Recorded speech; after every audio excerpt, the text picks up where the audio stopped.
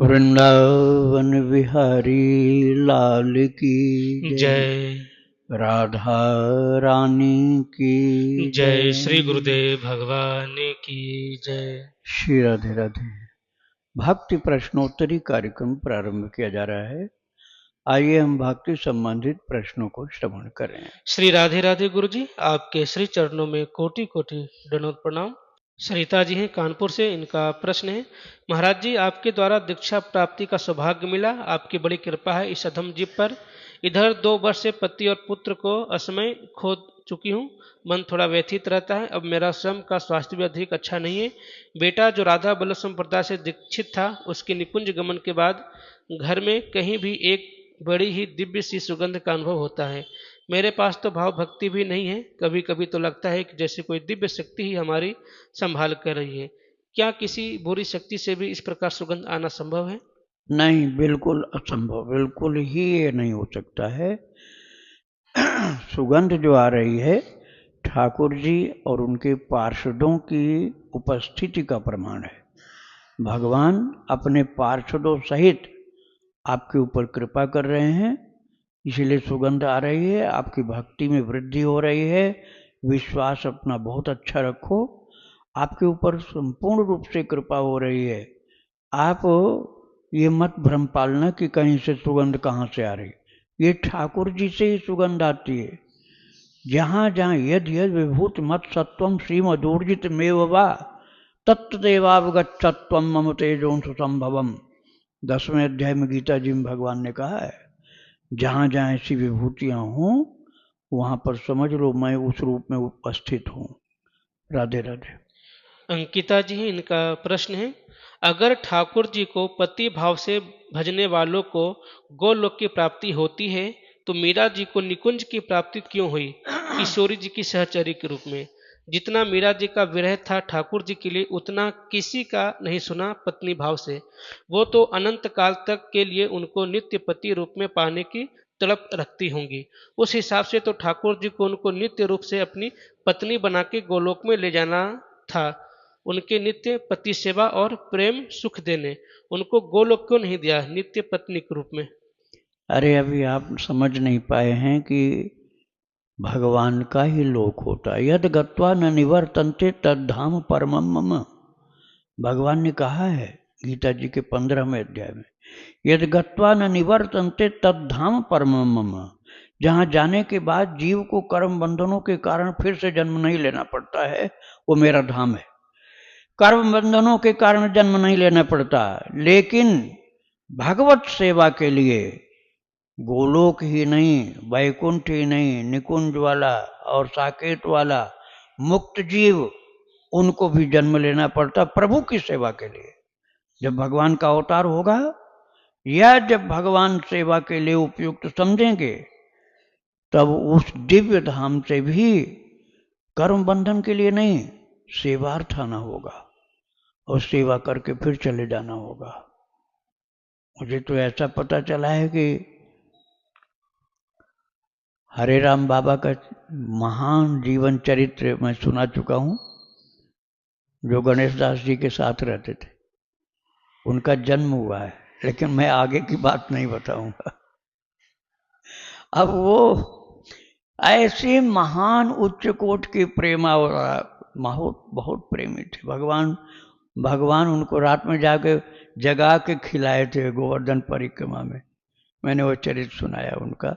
हरे राम बाबा के चरित्र जो चरितावली नंबर 2 में है ये चरित्र, बड़ा अद्भुत। लेकिन मुझे अभी कल ही पता चला है, और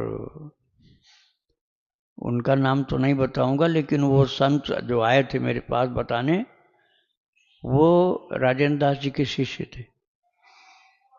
और उन्होंने बताया मुझको कि हरे राम बाबा का जन्म हो गया और वो बहुत भक्ति में लगे हुए।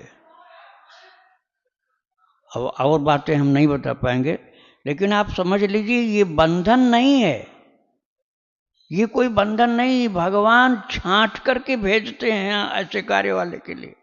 इस कार्य के लिए कितना योग्यता प्रभु देखते होंगे, तुम जाओ जीवों को। जैसे महाप्रभु चैतन्य इस कार्य को करते हैं, स्वयं भगवान के अवतार हैं।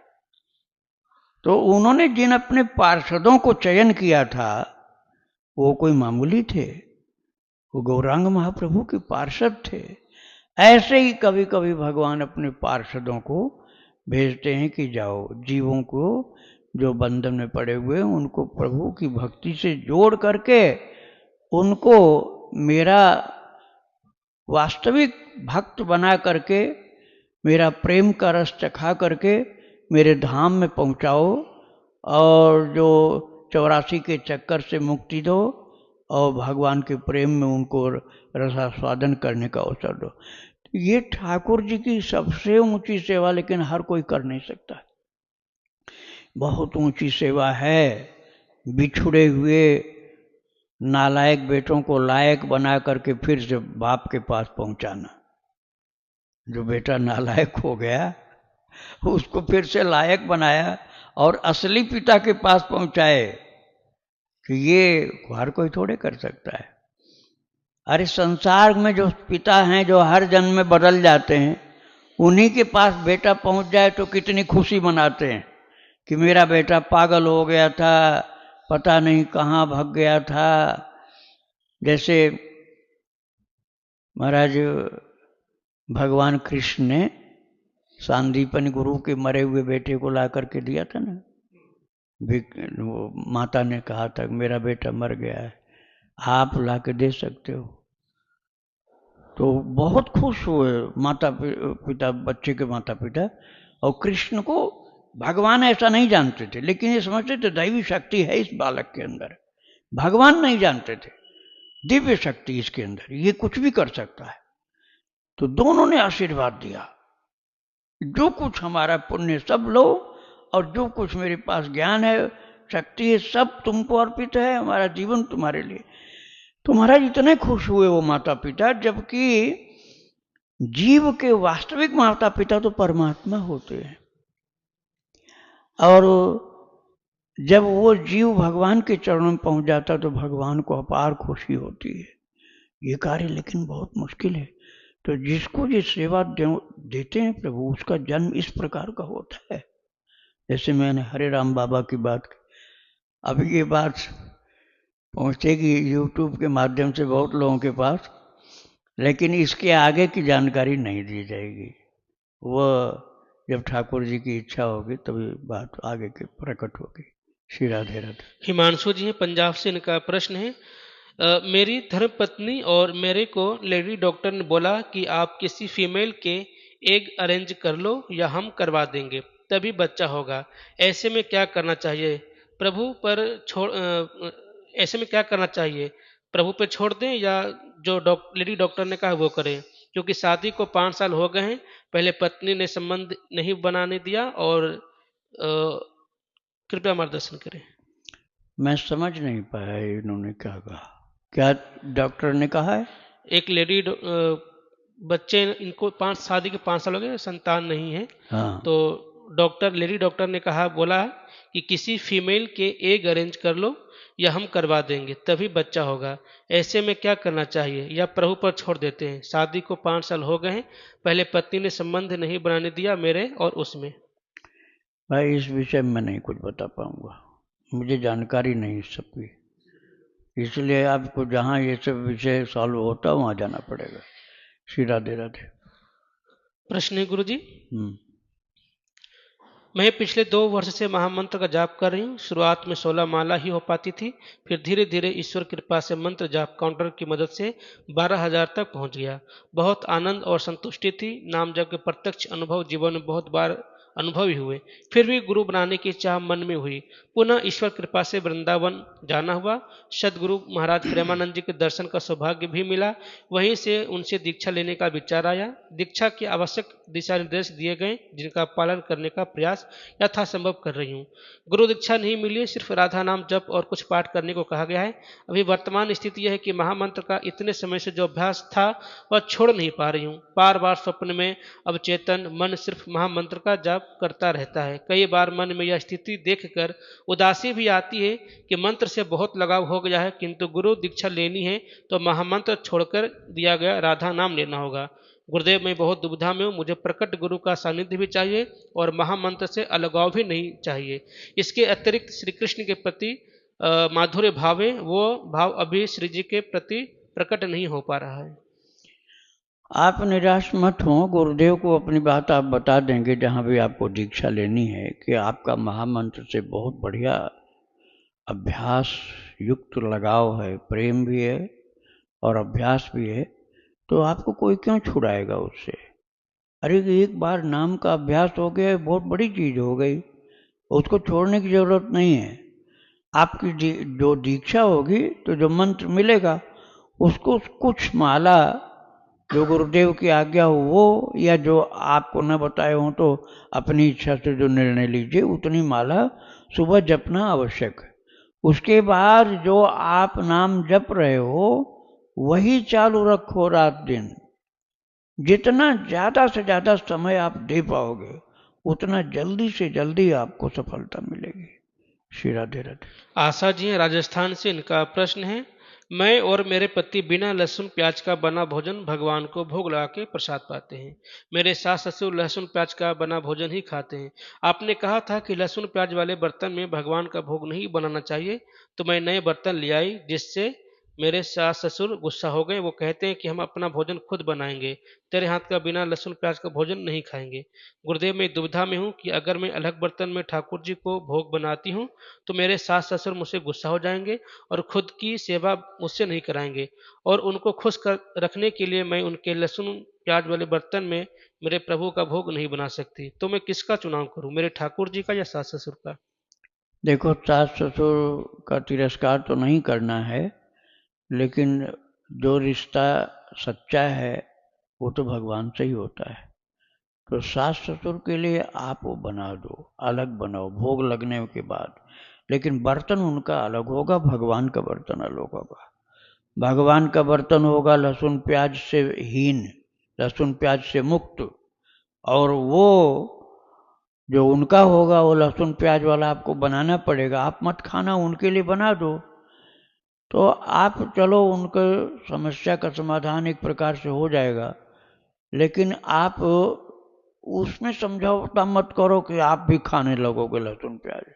आप भी यदि खाने लग गए तो आपकी हार हो जाएगी। आपको हारना नहीं है, भक्ति में शुद्ध रूप से चलना है। आप यदि भगवान के लिए शुद्ध भोजन बनाएंगे तो, और इसमें पीछे नहीं हटेंगे, तो आपकी जीत होगी, और उनके लिए वही बना दो जो खाना चाहते हैं। मांसाहार तो मत बनाना, लहसुन प्याज बना देना उनके लिए, और भगवान के लिए बिना लहसुन प्याज का बना दो, और दोनों तरह का बनाते रहो। बर्तन अलग अलग होने चाहिए। उनको थोड़ा शर्म लगेगी कुछ दिन के बाद, तो शायद वो सुधार कर लेंगे। तुम भक्ति में लगे रहो, तुम भक्ति से पीछे मत हटना।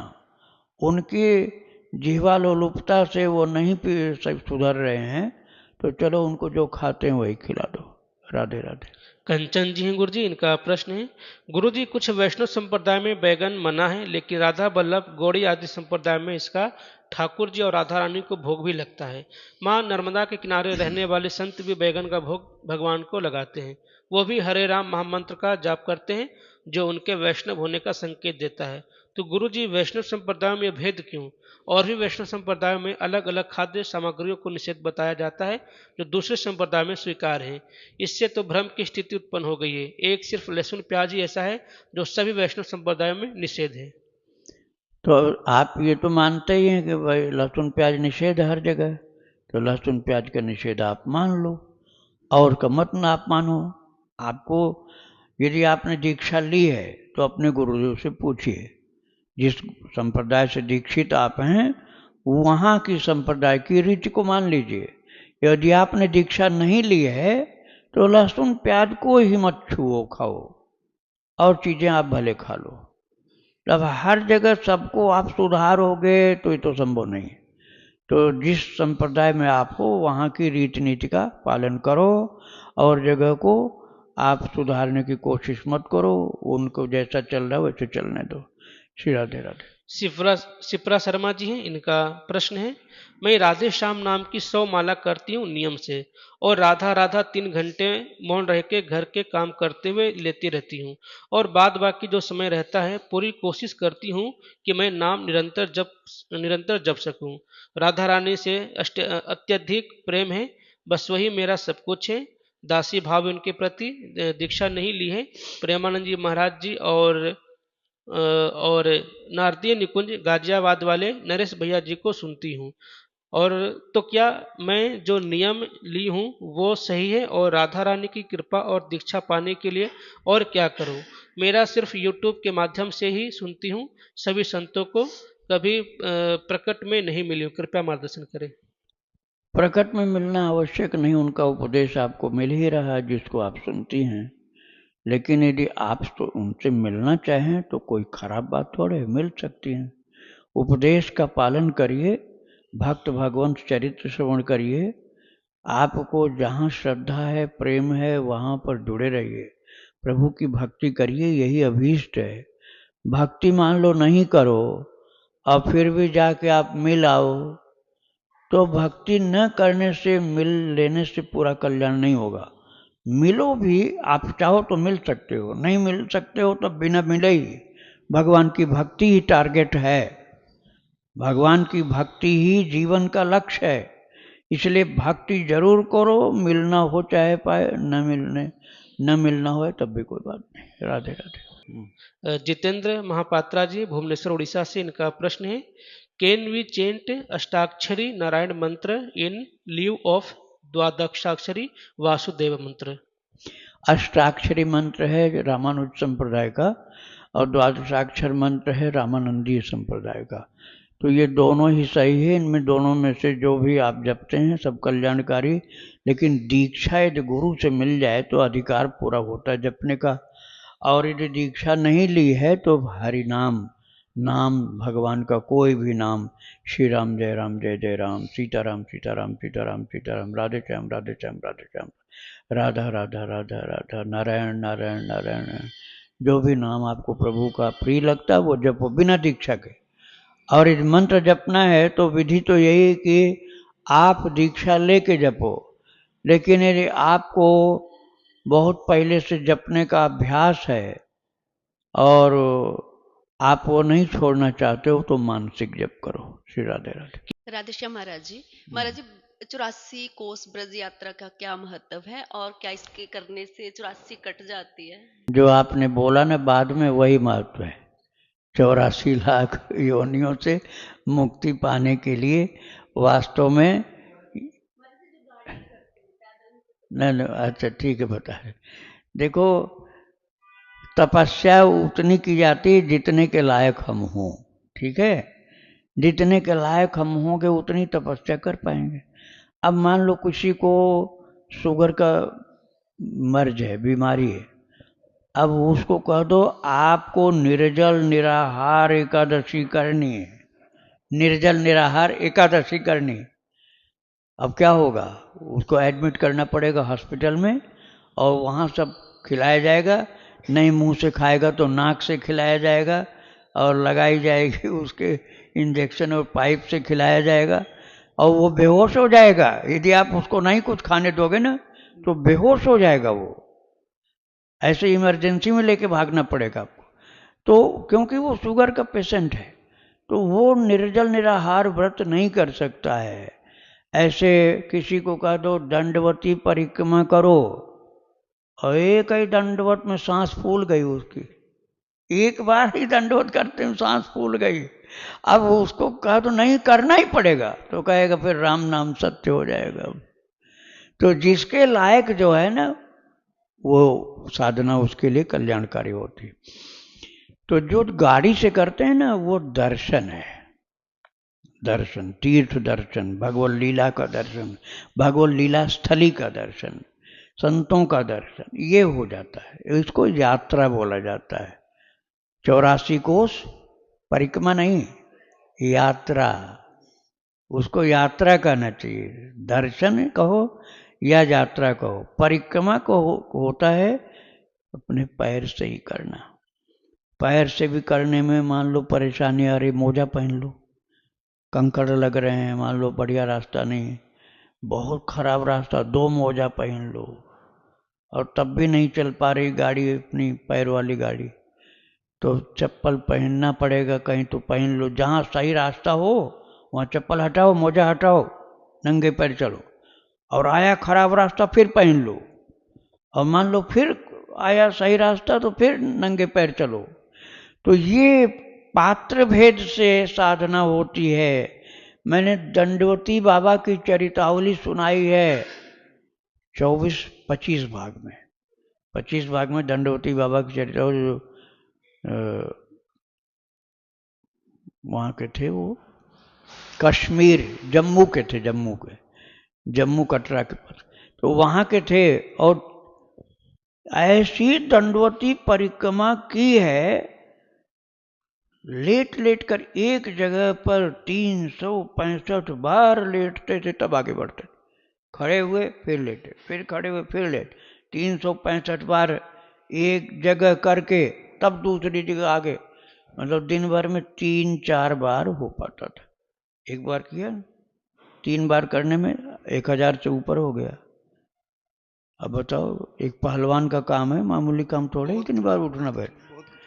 तो और किया कितना टाइम, आज्ञा हुई थी गोवर्धन के लिए, एक सिद्ध अंतरिक्ष में रहने वाले संत की आज्ञा हुई थी, और वहाँ की करने के बाद मन में आया अब करेंगे वृंदावन, नहीं बरसाना किया, फिर वृंदावन की किया, बुढ़ापा आ गया करते करते, और 15 साल के थे तब शुरू किया था, और वृंदावन की भी किया महाराज, सांस की बीमारी हो गई तब भी किया, और परिक्रमा पूरी कर ली।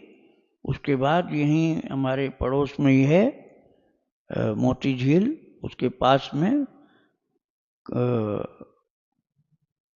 जो अपने आश्रम के नाम से मिलता जुलता, सुखधा भक्ति आश्रम, वहीं पर आश्रम नहीं बनवाया, वहाँ एक कमरा ले लिया उन्होंने, उसी में रहे, और बहुत सामर्थ्य थी, बड़ी आध्यात्मिक शक्तियां थी उनके पास, लेकिन हर परिक्रमा के साथ नाम चलता था उनका, बिना भजन के परिक्रमा नहीं थी, दंडवती परिक्रमा जप के साथ। पूरा चरित्र सुनना आप निकाल कर, दंडवती बाबा की चरितावली भक्ति आश्रम, तब समझ में आ जाएगा परिक्रमा कैसी करनी है। राधे राधे।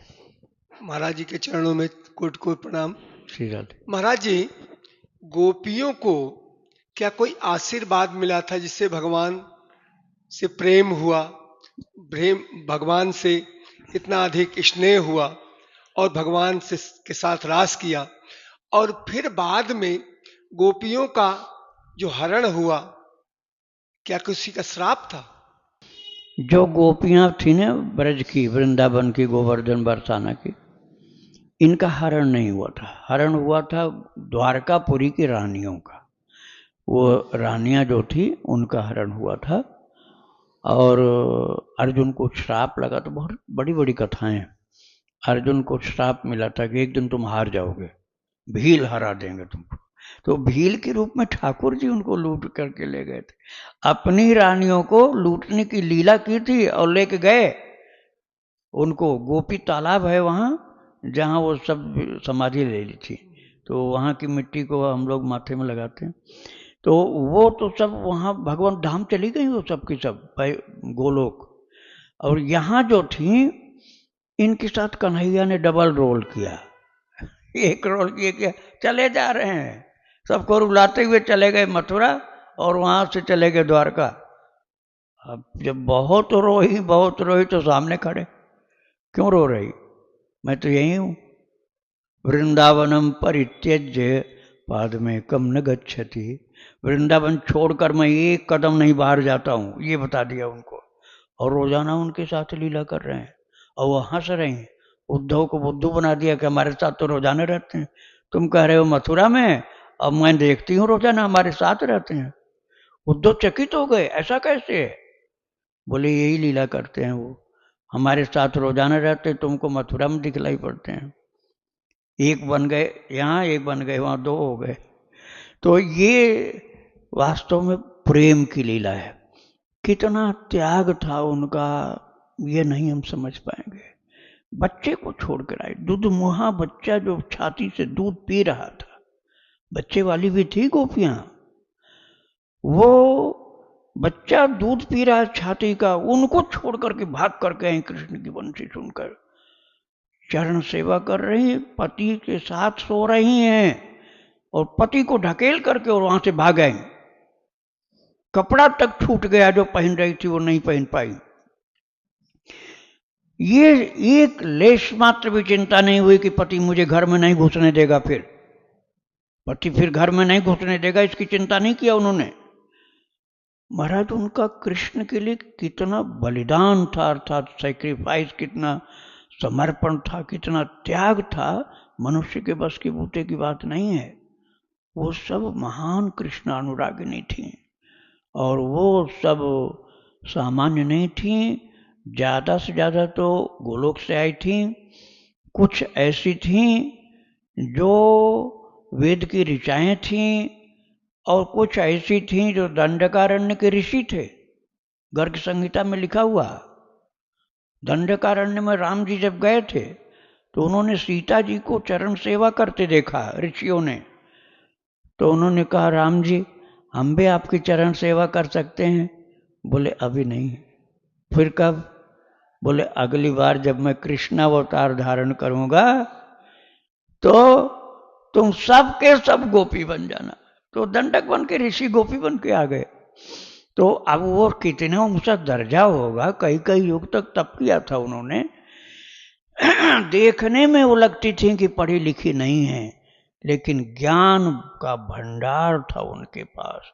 उद्धव जी बृहस्पति के शिष्य थे, जो देवताओं के गुरु हैं बृहस्पति, उनके शिष्य थे उद्धव, और कन्हैया से ताल ठोंक के चले थे, मैं उनको समझा के आऊँगा, रोना धोना मिटाऊंगा सबका।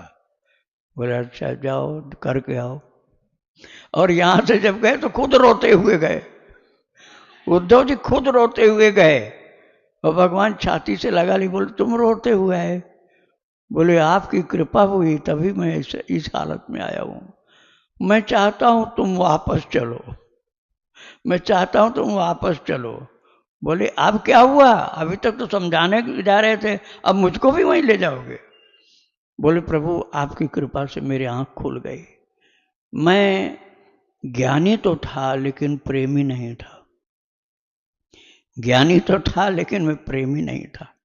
अब आपकी कृपा हुई तो ज्ञानी होने के बाद अब प्रेमी हो गया हूं। नारद भक्ति सूत्र में यही रहस्य खोला जा रहा है। श्री राधे राधे।